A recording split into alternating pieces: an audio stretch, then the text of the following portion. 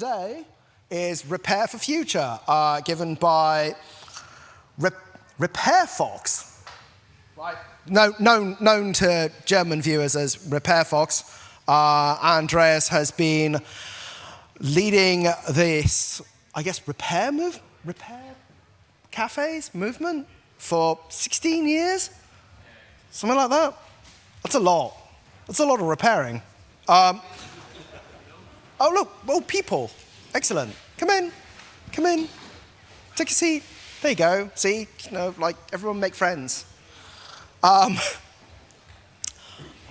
did I get to? Yes, Andreas has been leading the repair movement for a long time and was a familiar face on German television as Repair-Fox in the ARD buffet.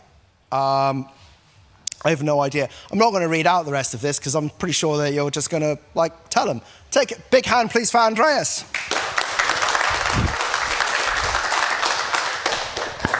Hi. Yeah, thanks for taking the time of your lunch hour to show up here to hear about Repair for Future, or the right to repair at What Hackers Yearn. So my clicker doesn't click. Why not? Okay, I'll use my. Oh, I'm in the wrong window, I suppose.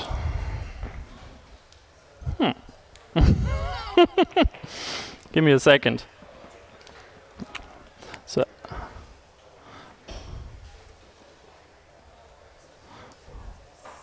I did practice this at the speaker desk, where it worked flawlessly. So, here we go. Okay, so this is me. I'm Andreas.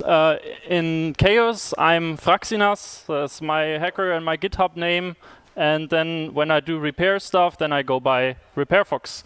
I'm an electrical engineer, and in my day job, I'm a software developer, and I'm glad that I have like a little balance where I can use my hands and still do electronics when I repair things in my free time. I'm not professionally doing this. It's all just voluntary. Yeah. I'm a member and a former president of Makerspace in Germany, and also founder of the local Repair-Café in the city of Aschaffenburg. I am not the leader of any repair movement. That was founded a few years before us. I will say a little bit about that in a bit.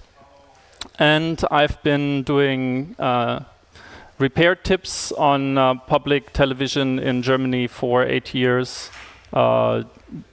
Repaired various things from inflatable pool toys to dripping water faucets, computers, phones, whatnot. In short live sections in a daily show, pretty much. Then I founded another Repair-Café in the rural area where I live. And I did already do a talk about right to repair at the last Dutch hacker event as well. Yeah, so you gotta be kidding me. Is this the future we signed up for? We have random IoT devices just breaking because somebody decides that the backend is not profitable anymore. Let's turn it off. Firmware updates, bricks, HP printers. Apple does part pairing, which means you can't use salvaged or use spare parts in your phones for repairs. Canon USA printers won't scan anymore when they're out of ink. Apple, Samsung are deliberately slowing down old phones. Latest Bosch dishwashers can't use all of their programs when they're not connected to the cloud. Yeah. Sonos was trying to coerce people into throwing away legacy speakers instead of providing security updates for network speakers. So they gave people a discount when they bricked them with a firmware update called recycle mode. Then very traditional industry, tractors, John Deere, they lose a battle in right to repair war because they are trying to protect everything in their tractors with DRM and prevent independent repairs. So no, this is not the future we sign up for. It's a little smaller than I expected. Yeah. Of course, this radicalizes people. We start a movement. 16 years ago, just a few minutes south of here in Amsterdam, a journalist called Martine Postma founded the first institutionalized Repair-Café, which means she brought together people who know how to repair things and have fun doing it with people who have broken stuff but don't know how to do it themselves. Who does not know how an event, a Repair-Café event works? You don't? Okay. Then I will invest a minute to show you how it works. I will just go back to this one slide here. And why does this not work? Okay. And open the last talk. Maybe. Nope, it doesn't load. So I will describe it then. Imagine you have some kind of public space or like a youth center, whatnot.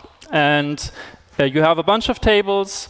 People are sitting there with their tools. Usually they bring them from home. And you have a reception. People walk up to the reception with their broken toaster. They say the toaster doesn't work. Receptionist asks, in which way does it not work? Does it not get warm? Does it not stay down? Things like that. So you need to try to find out a little bit about what the actual problem is. Doesn't work is not a good error description, you all know that. And then how we do it is we write it all down. You have to sign a little liability waiver. Like if it breaks for good, then it was bad luck, pretty much. They all go on a board. And then the repair people pick what they think they can fix. For example, not everybody is able to fix electric devices. Some people do sewing instead, or fix toys, wooden toys, and stuff like that. So they select something from the board, pick the person that brought that, and they go together to the table and then start working on it. Ideally, we just help the person fix it themselves. In practice, usually it's like old ladies and stuff that have never held a screwdriver in their life, and we do it for them. And then everybody is happy in the end. So let's go back to this. Whoop.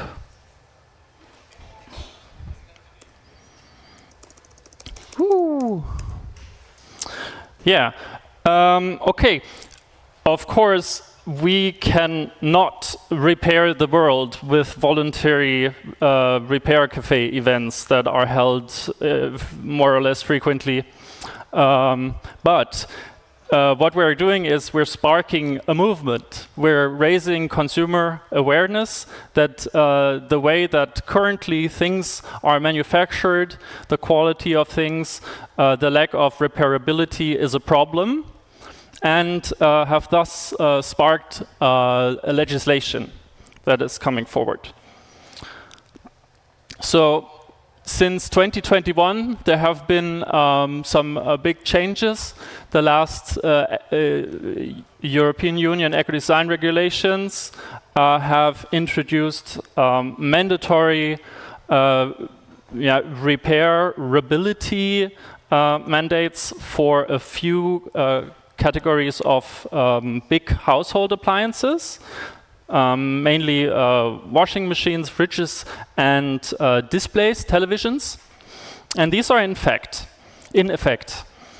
That means spare parts need to be supplied, depending on the category, for in between 7 to 10 years, and also repair manuals and diagnostic tools need to be provided by the manufacturer for professional repairers. There's been a discussion, is a Repair-Café actually a professional repairer or not? Yeah, so that's a little problem there. But at least it has taken some. It has taken some good turns here. Disassembly is also required to be possible without using destructive tools. We're seeing a lot of appliances that have these mean clips, and they're basically for easy assembly and never to be taken apart again anymore afterwards. This is still a big problem because, like I said, it only applies to these few categories of devices.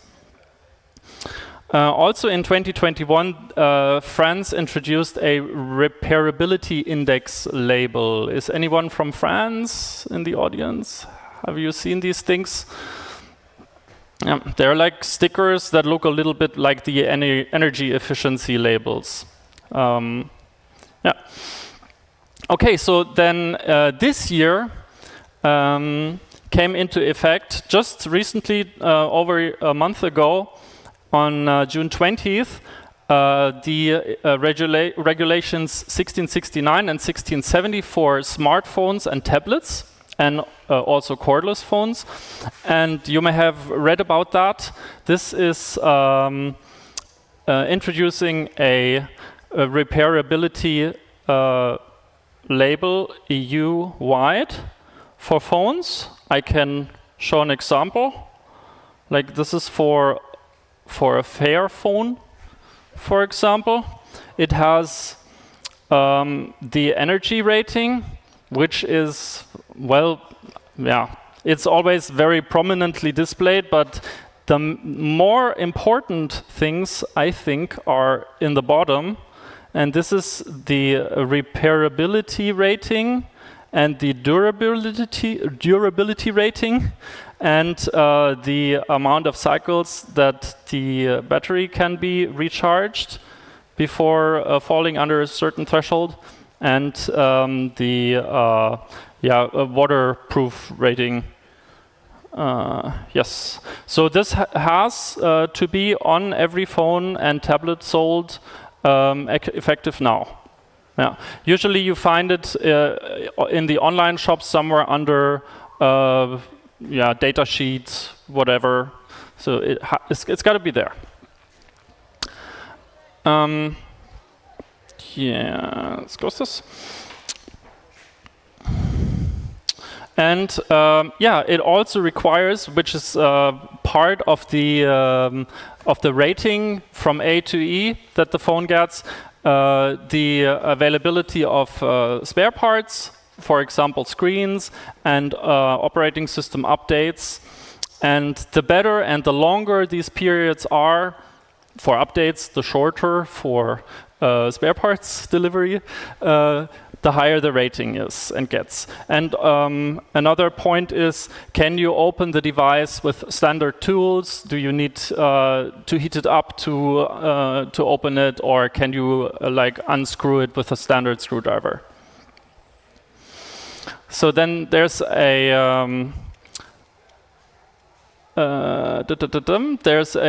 EU Directive 2024/1799, and this has been voted for in the EU Parliament in July, last year, but it hasn't come into effect yet because unlike a EU regulation, a directive has to be implemented into law by each member state.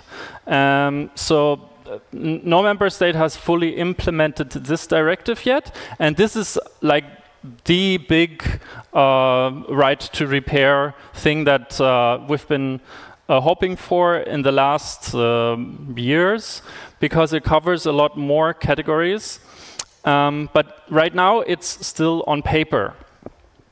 The planned provisions of this directive are that manufacturers are going to have to offer repairs when feasible, and each repair attempt or each successful repair is automatically extending the warranty period by a year.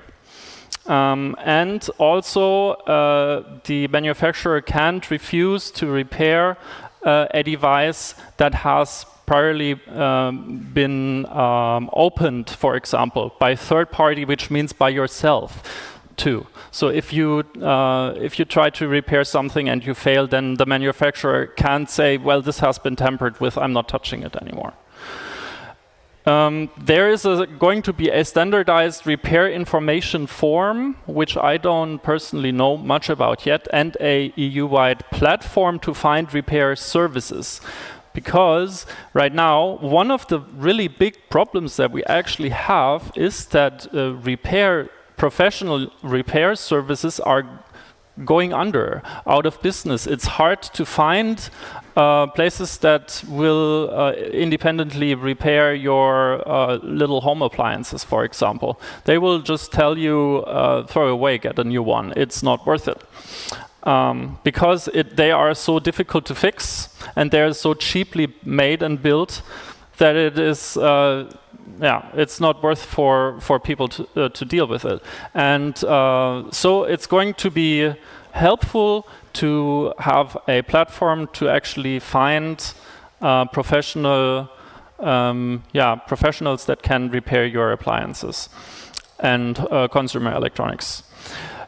What we deal with at repair cafes, at the voluntary events, are usually things that aren't considered worth repairing professionally. Yeah.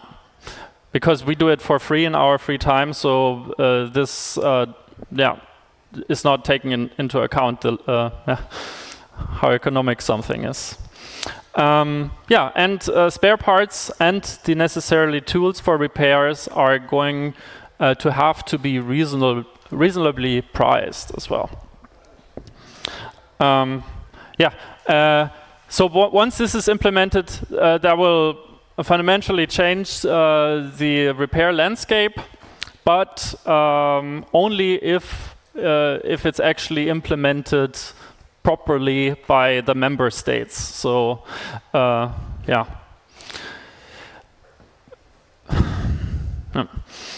the covered product categories are still limited, but it's a lot more than before. It's again smartphones and tablets, so this is going to extend the current situation from the EU regulation, and it'll also cover household appliances, again extending the existing regulation, and displays that already are also regulated. And it'll also cover vacuum cleaners, battery-powered light vehicles, which are basically electric scooters, and e-bikes. This is really helpful. And for some odd reason, welding equipment and servers, but only servers, not home computers. Yeah.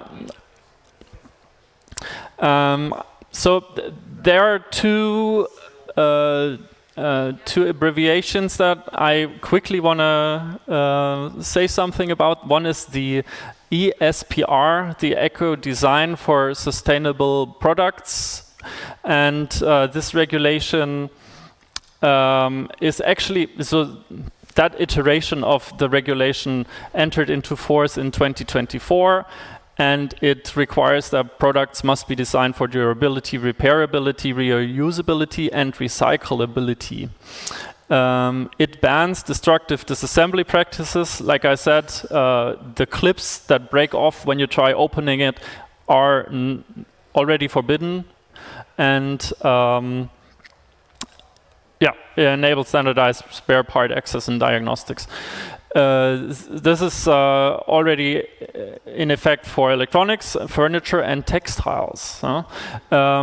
Also, worth mentioning is that the eco-design regulations have brought us, for example, the LED light sources and the ban of the old incandescent lights, or the wattage limit of vacuum cleaners. So these eco-design standards are very broad and aren't only for repairability, but also for other important regulations in regards of the environmental friendliness of products.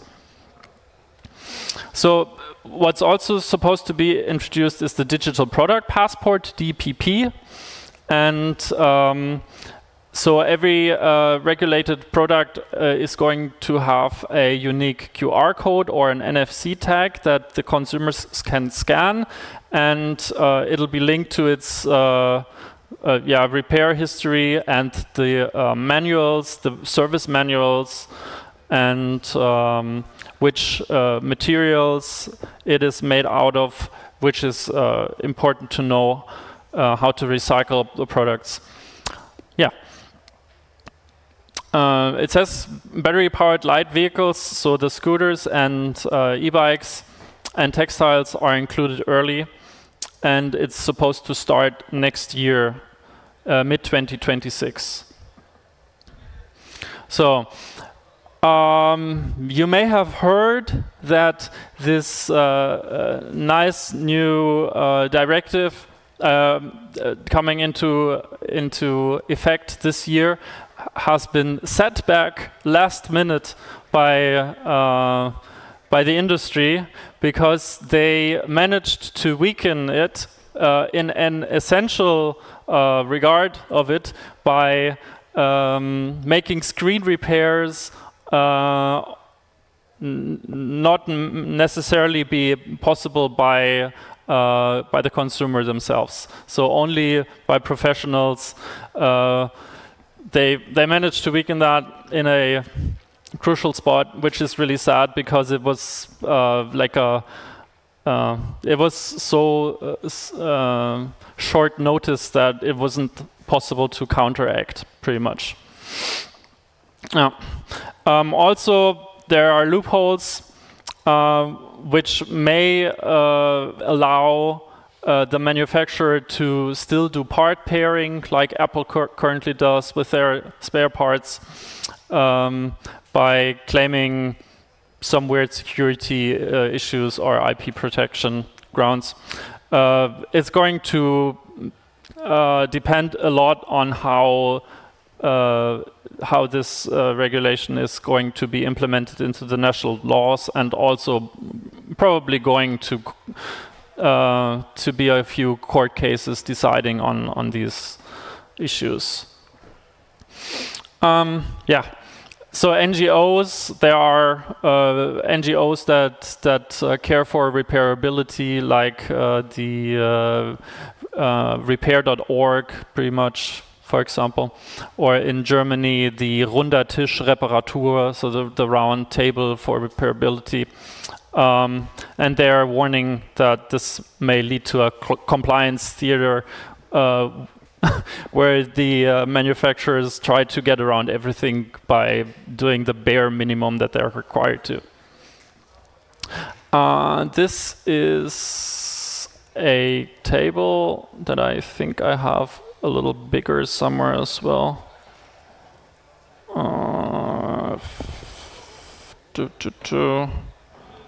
Let's see. Nope.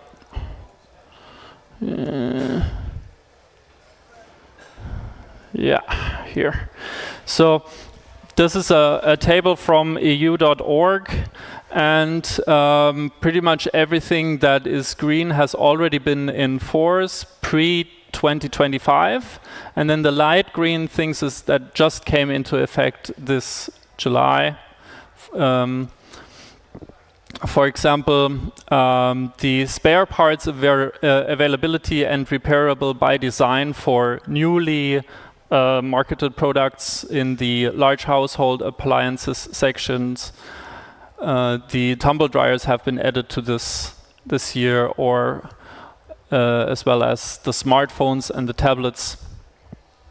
Then a bunch of things come into effect next year, mid next year, like the reasonable prices for spare parts and required mandatory repairs offered by the manufacturer, and the right to use compatible spare parts, and abolishment of software locks. This is going to come into effect in end of July 2026 for certain product categories, which there are a lot of. However, there are many categories of products that aren't specifically mentioned and fall under other, and of course other is not covered. Other is pretty much every consumer electrics and household supplies, your mixer, your blender, your toaster, pretty much everything that's not a big appliance. And it's all the consumer electronics, your headphones, all of these things are not covered in the legislation yet. It's just certain categories that are really improved. Here's the welder. Of course, everybody needs that. Yeah, but also like garden tools. Yeah, this is really sad. The French repairability already covered lawnmowers, but the EU legislation doesn't. Toys aren't covered either. Yeah, so this is a little setback, and something that we still need to work on. Yeah, it's pretty much this slide again. Vast majority of repairs and products isn't covered at all. So if we look at what we repair at one of our voluntary repair events at a Repair-Café, then only 4% of the stuff that we do there would be covered by the legislation, even the next iteration of the legislation, because things people bring there are old, are little devices that are out of these categories. Yeah, so it's a start, but it's not gonna be perfect yet. What can you do? What can we do? Repair for yourself. If you've got something that's broken, check out YouTube for repair videos. There are repair manuals on iFixit, good ones. Probably for special interests like tube radios, there's forums and chat groups that you can exchange knowledge. And if you need assistance because you're not handy yourself, then come visit a Repair-Café. Help others repair their stuff. Think globally, act locally. Volunteer as a repair helper if you know how to do that. Repair-Café.org has a list of the next Repair-Café in your area and on your calendar. Usually you can just drop by with your toolbox and start helping. You don't need to sign up or anything like that. Usually we're covered with an insurance so that you don't have any liability if you break something. If there's no Repair-Café anywhere close, then why not start one on your own? And a lot of maker spaces offer, or hacker spaces offer repair hours at their rooms. So there's a lot of synergy going on. I've spoken about that before as well. Yeah. So also for climate change, studies find that we can save a lot of carbon dioxide by repairing mainly because these things don't have to go on the trash and don't have to be produced, new ones. So this is also a puzzle piece in mitigating climate change. What else can you personally do? Think twice before buying. Avoid problematic products, the China drop shipping stuff. Sometimes it's fun, but it's fun for a very brief period of time, and then you're annoyed that it breaks so quickly. Yeah, if you can't fix it, you don't own it. This is a very important claim. Always keep that in mind. If you buy something in a closed, locked down ecosystem, what are you going to do when the manufacturer turns off the cloud back and you're going to be stuck with a brick of useless electronics? Cherish service and maintenance. It's important to change your filters and loop your stuff so that it just doesn't break as fast. Sometimes it's clever to actually look in a manual. Keep using legacy hardware or strip and exploit for parts. Help your friends or family buy like professionally refurbished professional hardware, laptops, for example, instead of buying cheap consumer new ones that are worse for higher price and less durability. Yeah, use and help develop. We are developers, we are engineers, help develop efficient, sustainable technologies of the future. Drive an electric car if you can. Give away used stuff instead of throwing it away. Do kids soldering classes. Hardware soldering is a cultural technique. Repairing is a cultural technique. It needs to be taught to people. Yeah. It's something that's gradually getting lost, and we need to bring this back. Yeah, society. What does society need to do? Close the loopholes in the laws, extend them to all products, not just to certain categories.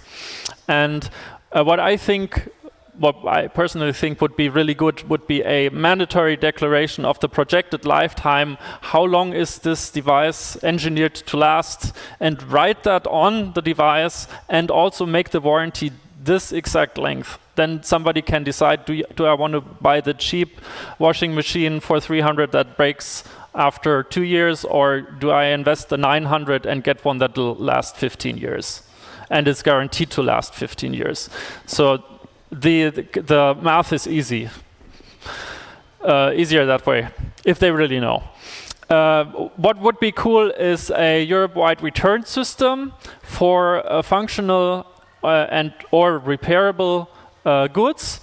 The waste electronic waste is the fastest growing class of waste, and there are so many things in there that are still working, and people just don't like their color anymore or whatnot. So this should really be going back out into the market pretty much. But people don't want to deal with Marktplatz or Kleinanzeigen. But it should be required that things that are still good don't land on the trash. Some initiatives do this already for computers, and then give them to poor people or to refugees. Some countries and some states or cities in Germany, for example, have already introduced some incentives for repairs. For example, my district gives us 50 euro for every repair event. Yeah, which is not much, but it's something. Sweden has tax exemptions for all repairs. Vienna was or actually all of Austria was subsidizing repairs with 50%. So 50% of the cost of a repair would be covered by the state. This helps a lot. And what should be really done is that the ecological impact and the social damage due to the production of new products and their disposal has to be accounted for. So we should price in this cost, which we don't right now. So all the cheap electronics that we buy is basically on the backs of the poor people in the third world and the producing countries. Yeah, clothing, of course. That it includes everything, all products. Yeah, not just electronics. What we need to do is we need to shift into a circular or a degrowth society before society changes against our will. So we need to be prepared for it and do this in a controlled fashion. The way it works right now is there is basically no wealth creation in the whole electronics and textile sectors anymore. It's being designed in Far East, produced Far East, then maybe even drop shipped here. So nobody earns anything here except we have a giant pile of trash.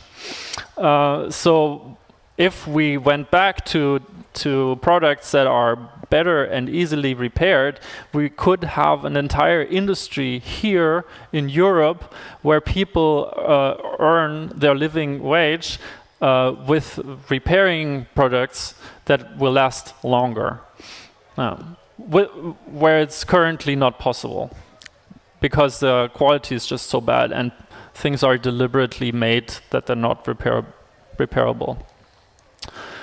Yeah, so that's pretty much it. I'm open for questions. The next talk here doesn't start until in another 20 minutes or so. Thank you. Thank you very much for. Wow, we've really fucked it, haven't we? We're not doing it. This isn't going well. Do we have any questions from the internet? Do we have a signal angel? No? No questions from the internet? Sorry, okay. So, right, questions in the room. All right. Disclaimer, don't ask me any legal questions, please. I didn't read these super long laws. Thanks for the talk. Do you have any specific ideas how to teach kids how to repair things? How to repair things? Teach that to kids. Yeah, so we have, with our Repair-Café or makerspace, have gone into schools and just with a bunch of stuff, with all computers, and had them take them apart, look at the parts, explain what does. What was a big problem though was we had the teachers send letters to the parents of the kids asking them to bring to the class devices that are broken or things that are broken. And there basically wasn't anything that they could bring because their parents just throw everything out right away. They don't keep anything or they don't even try to repair it because that generation does not know that things can be repaired. They are trained to buy new. Yes. So it was really interesting for the kids just to open a computer case to see. There's a circuit board in there, and there's this is the RAM and the CPU. And I've never seen that before. And we had actually broken stuff of the school and of the teachers that we could fix together. Like we do some soldering and change the fuse. That is one thing. Then what Mitch does and Carsten in the hardware hacking area, just sort of little sets that are blinking with the kids. Of course, the kids of us hackers are never going to have problems with it, but we really need to go out in the schools and bring that awareness to people. There are So I know that there are like manuals and easy things that you can easily reproduce with kits that you can download. For example, from Binary Kitchen, that's a makerspace in Germany. And they have latex manuals, PDFs that you can download, like to build little Wäscheklammer, like cloth pins with LEDs and things like that. Next. Fine. Hold on to this. Great talk, thank you. I missed the beginning, unfortunately, so if I missed this, correct me. You're talking about electronics. Does that include open source software, so that so we can also keep upgrading things after, say, it's no longer effective for us to maintain the software? You go and die. Yeah. Is there a solution for that? Do you know about that? Unfortunately not. That is not in law. What we have, though, is at least a longer guaranteed time span for providing software and security updates for phones and tablets, for example. That is in the new directive. But yeah, if you ask me, then it should be mandatory that every discontinued product is opening the API, and so that you can just run your own backend server, and you don't have to trash the stuff. Like the worst example is if you just dropped in, you didn't hear that Sonos had this recycle mode for their legacy products where they didn't want to provide security updates anymore, and you would basically brick your device and then get a discount on buying a new one. Yeah. It's pretty bad. Actually, that's appalling. I mean, I guess the other open question is, how does this work with like various cloud-enabled devices, right? So when the back end stops working and the rest of it, they just go dead. And we're looking at a world now where increasingly people are talking about implantable devices, that are reliant on cloud services for, so it's like, oh, my eye stopped working. Yes, this is something that has in fact happened in Australia. People had implants and the company went out of business and they stopped working, like retinal implants. Yeah. It's not a Black Mirror episode. It is sadly the truth. We are hacking and opening devices, enabling them to flash Tasmota on the cheap Chinese Internet of Things controllers and stuff like that. So keep doing that. This is an important thing. We're enabling like consumers to do it really easily themselves at home without having to do complicated soldering or anything. That is a very good step. Okay, we have time for a couple more questions, if others. Sorry.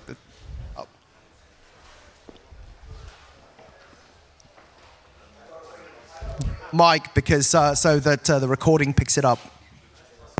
Hi, really nice talk. Thank you. I also know some other organizations that are trying to do the same. So my question goes: what do you think we need to do to work together globally to make in different places the same, pushing the same ideas, right? Because we all think the same, and it will be the good for everyone.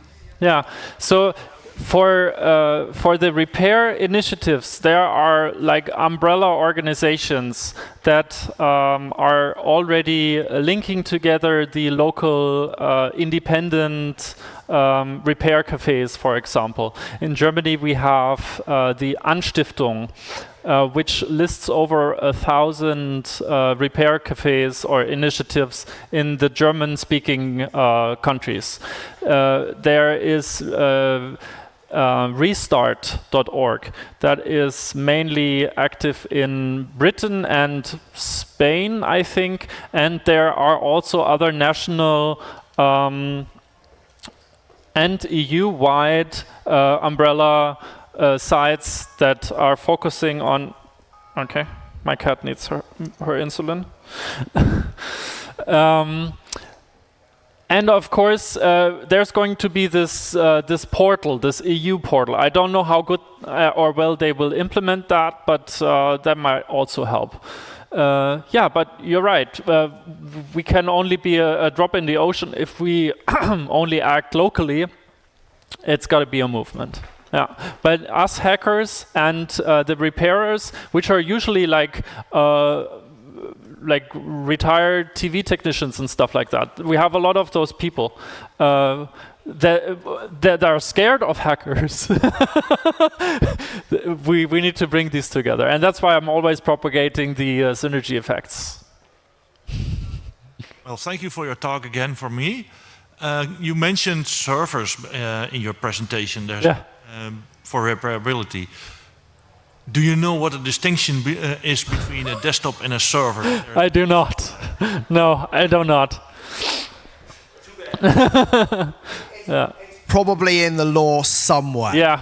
I mean, like, you know, someone's going to have to troll through that couple of 1,000 pages of legislation. If you've ever tried to read EU law, if you ever need a way to go to sleep or to wish that you went to sleep permanently, try reading the legislation. Yeah. Holy shit, is it dense. It is public, though. You can read it up. There's like a 100-page document for every category. Are there any more questions? Any more questions? Go. Oh, a repeat customer. So in your experience in Repair-Cafés, what are some of the easy stuff to repair and some of the most difficult stuff to repair? Some of the most easy stuff to repair is broken cables. You just swap the cable, it takes 5 minutes, and you save an expensive coffee maker that costs €1,000, for example. Hard repairs are always like old tube devices, 80s amplifiers. You usually don't have enough time to fix these things because it requires so much diagnostics and. But we have, like for tubes, we have somebody who takes them home if it's a really nice thing, and then people pay him to fix it. Yeah, but things that are impossible to repair, I can say. All printers. Printers are the worst thing. We have a success rate of less than 5%. In printer repairs, because these things are not meant to be ever taken apart or serviced at all. Yeah, printers are worst. Even really expensive ones. Really expensive ones don't come into the Repair-Café. When they're old, like old HP LaserJets, that's fine, or Brother printers. These last forever, but all the inkjets, you can forget about it. Or even worse, the multi-function ones, the ones that also scan. No chance. Yeah. Right, there you go. You've been told. No more MFDs for you. Right, we'll have one more question, and then I think we need to probably call it.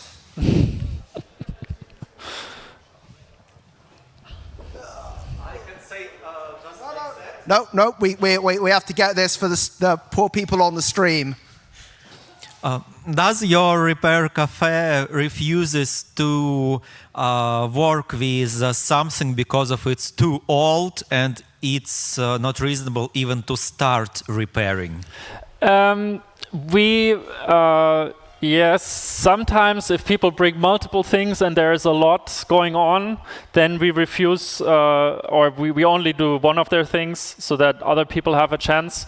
And we refuse to repair pad coffee machines or the capsule coffee machines because these are just a nuisance to the environment. We don't... We don't repair combustion engines, we don't repair microwaves because these are just super dangerous, at least if it's the microwave transformer part. And sometimes if there's too much going on, then we don't even try printers. Sometimes we take them apart to show people that It can't be fixed if there's not much going on. Yeah, but other than that, just because something is too old, no. Just because it's too cheap or not worth it, no. We always do it. We at least try. And then people are, even if it's going wrong, if it's not fixable, people are happy because at least they tried, and then they can throw it away with good conscience. Thank you very much. Thank you very much, Andreas. Round of applause, please, Andreas.